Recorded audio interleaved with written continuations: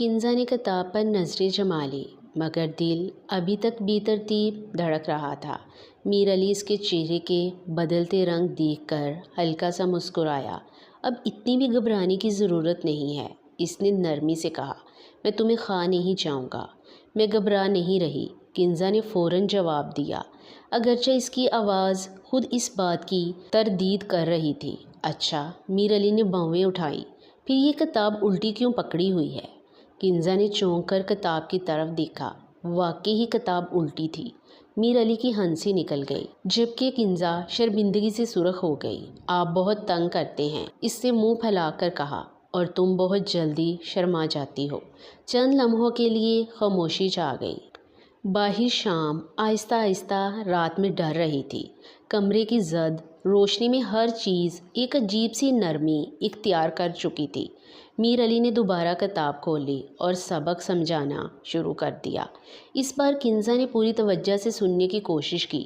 جب بھی وہ کسی سوال میں اٹک جاتی، میر علی صبر سے اسے دوبارہ سمجھاتا، نہ جھنجھلاہٹ نہ راضی۔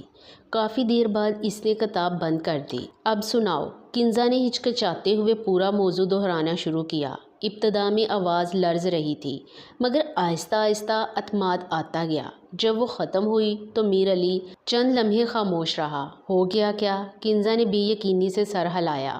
بہت اچھا۔ کنزا کی آنکھیں حیرت سے پھیل گئی۔ سچ کیا؟ نہیں، جھوٹ؟ میر علی نے سنجیدہ چہرہ بنایا۔ کنزا کا چہرہ فوراً اتر گیا۔ ایک لمحے بعد میر علی ہنس پڑا۔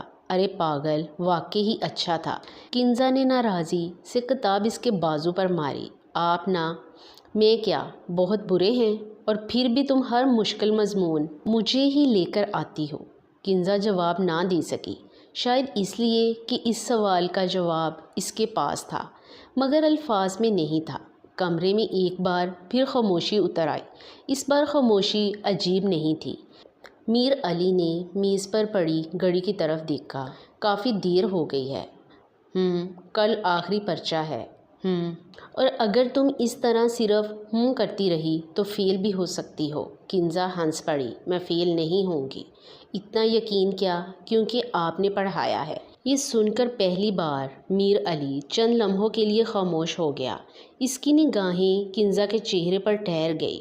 شاید اسے اندازہ نہیں تھا کہ اس کے لیے کہی گئی یہ سادہ سی بات دل میں اتنی گہرائی تک اتر جائے گی، اور کنزا کو بھی اندازہ نہیں کہ بعض اوقات اعتماد دینے والے لوگ خود ہماری زندگی کا سب سے بڑا اعتماد بن جاتے ہیں۔